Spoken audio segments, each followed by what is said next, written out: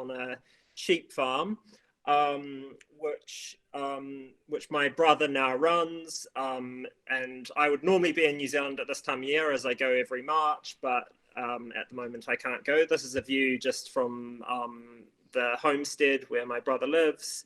That's a photo he just sent me. This is just a sort of quick look. This is where my sort of gardening blood came from, was my grandparents. They didn't grow any dahlias except for a few yellow ones in their borders. They were more into alpines and rhododendrons. This is just the rhododendrons and Himalayan lilies in their garden. Just a quick view.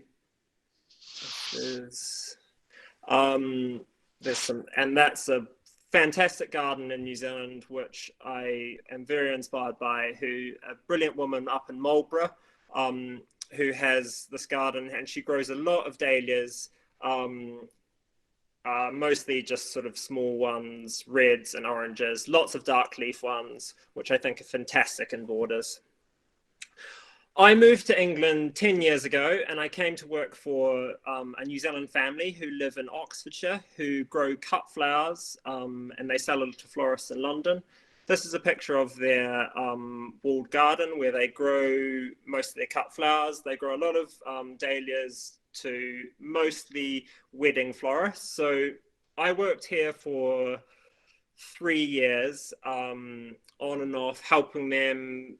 I was mostly looking after the kids, but I was also picking flowers and driving to London. And they grow it completely organically. That meant that now where I grow, I am completely organic, which is sometimes good and sometimes not. So this is where we live. We live in the old parsonage in a tiny little hamlet. This is the vegetable garden a couple of years ago. Now it's mostly just dahlias. And I used to grow a lot of tulips for florists, but I've sort of given that up because it was just, for various reasons, but mostly because it was just so much waste, because every year I'd plant sort of about 10,000 tulips and then I'd throw them out, because I wanted the good sized stems every year. Now there's another picture looking back towards the church. Irises. This is just giving you all a flavour of where we live. Down the borders, spacious borders. So this, 5 years ago, I decided that it was time to do a bit more work in the garden. We'd just got our lease extended to 10 years. And I decided that I wanted to plant a dahlia border because I was just growing a few in the vegetable garden in rows, and I wanted to sort of just make a sort of big dahlia border along the side of the house. The house sits on a slope facing south. The garden is 1 acre in size, so it's quite a small garden, but it's sort of packed in, and I've created all these different rooms with lots of different varieties of plants, as well as dahlias, which I just grow for garden, and I do compete in a few local shows, just to sort of support them and hopefully encourage more people to grow dahlias for just for cut flowers. So this is the dahlia border. This was taken this last year. It's 150 feet long, and it's very wide at one end and very narrow at the other. This is how I begin the season. I don't lift my dahlias. I leave them in all year round. I just put on a load of mark and just don't worry about them. This is my sort of staking process. I just use bamboo and string, which takes quite a long time, but it means that it gets all hidden and it basically looks like they're just sort of standing there. The pots that are one of the most questions I get asked on Instagram is that why have I got the flower pots on the canes? That's just to encourage the earwigs up there, and then I just sort of kill the earwigs. They've all got a little bit of straw in them. This is sort of moving on, slowly getting going. Just down below the dahlia border is the meadow, which is now I've dug up to grow some other vegetables. Looking back down the dahlia border as it's slowly getting going. These were taken a couple years ago. This is probably when the dahlia border first went in, about 5 years ago. And that's looking back the other way. That's the dahlias. So you can, I don't know if you can see, but I've got the string which supports the dahlias so they don't fall over. But anyway, this is the dahlia border and looking pretty good. This was probably one of its best years. All these varieties you can just buy at a garden centre. Mostly, I was just in our local garden centre the other day, and most of them they're not very exciting, but they're very reliable. And for people that don't know the social media platform Instagram, I have a huge following on Instagram I've got 146,000 followers, and if I put up a photo like of the dahlia border, they just sort of go mad. And anyway, it's I just want to try to encourage and inspire people that they can just grow dahlias in this way. And I mean, I'm quite relaxed about it. I don't lift mine, but I mean, we're very lucky because we're very close to the sea. We don't get cold. It's not wet, so so I just want to make it as easy as possible for myself, really.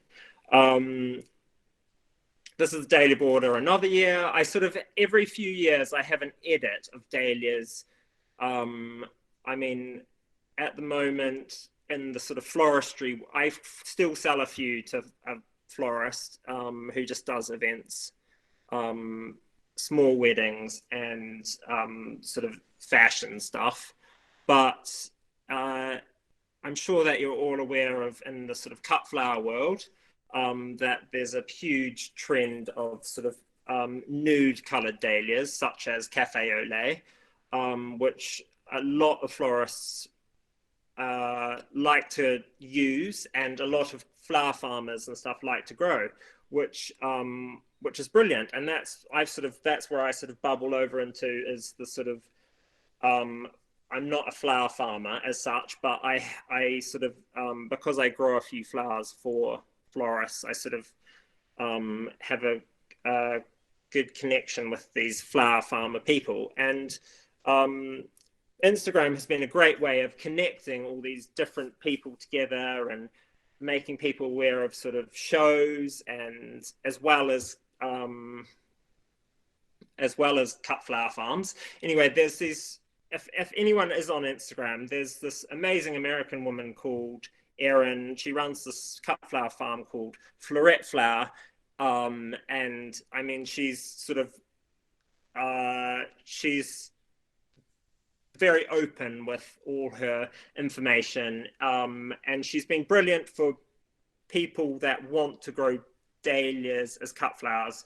Anyway, if you check her out on Instagram, it's amazing. And then I always grow a few dahlias in the church, in the vegetable garden, for just in amongst vegetables and sweet peas.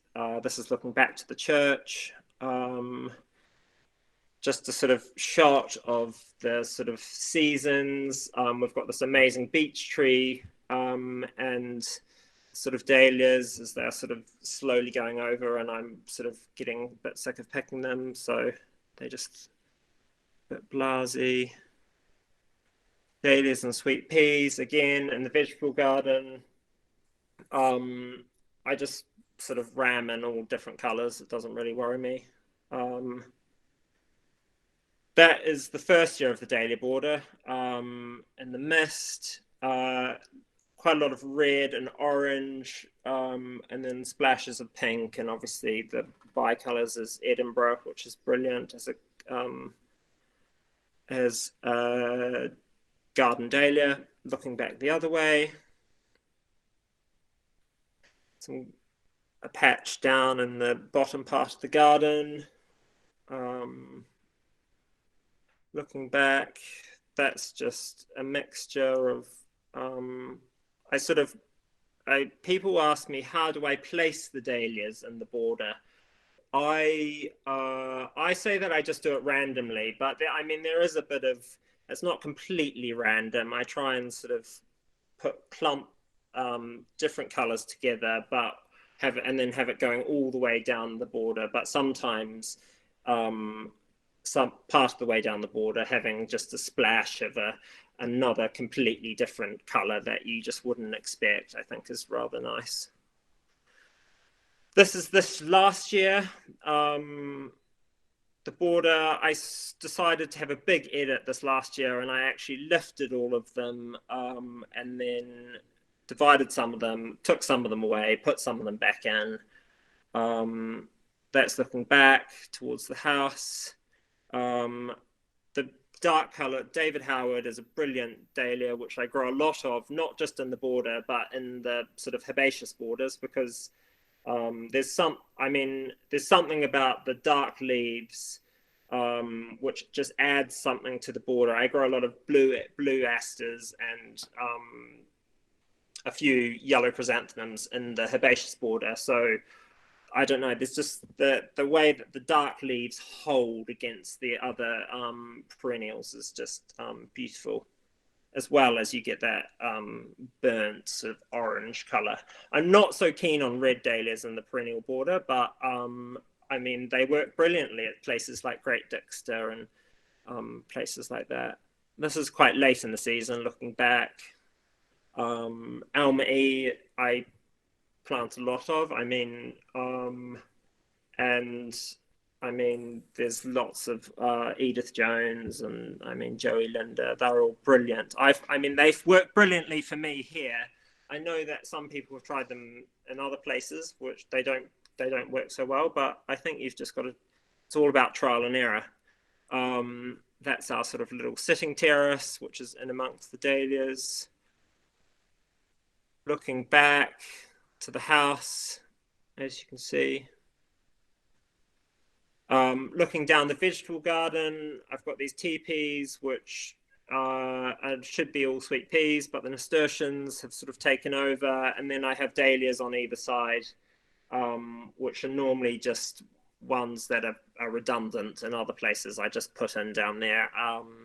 Again, nothing exciting. They're just sort of, I think that yellow one's Californian Sunset, which is just a sort of crazy random dahlia, but it does sell well to certain florists, which is brilliant. Looking back to the church, sweet peas, Rycroft Zoe, which I find is brilliant as a garden dahlia.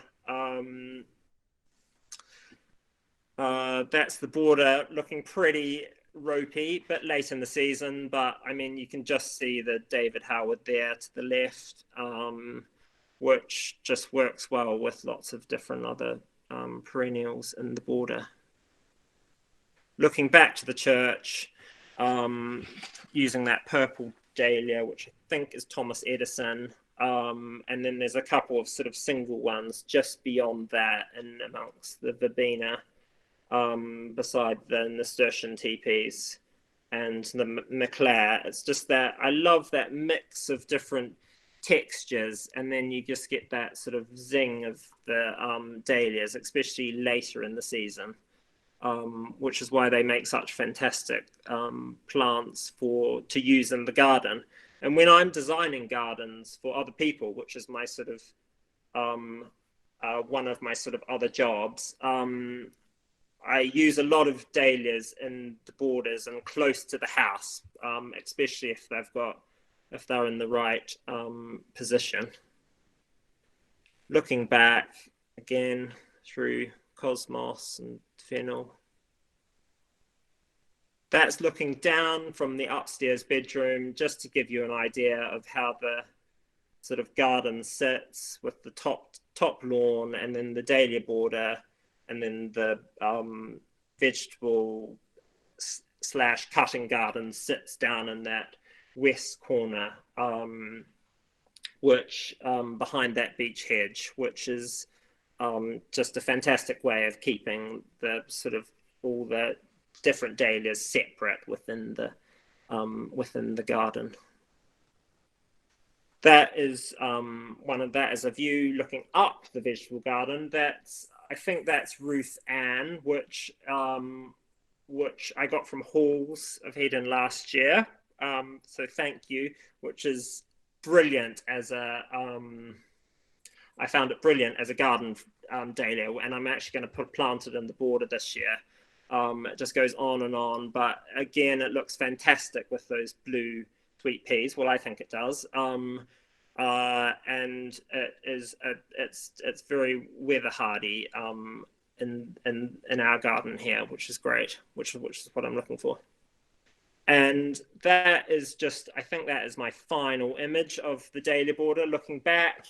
That's just an image to show you the different colors, textures of how I use dahlias in our garden. And I hope that inspire some other people to plant sort of dahlia borders like that. Anyway, that's me done. I hope you enjoyed that. Sorry. Thanks very much, Charlie.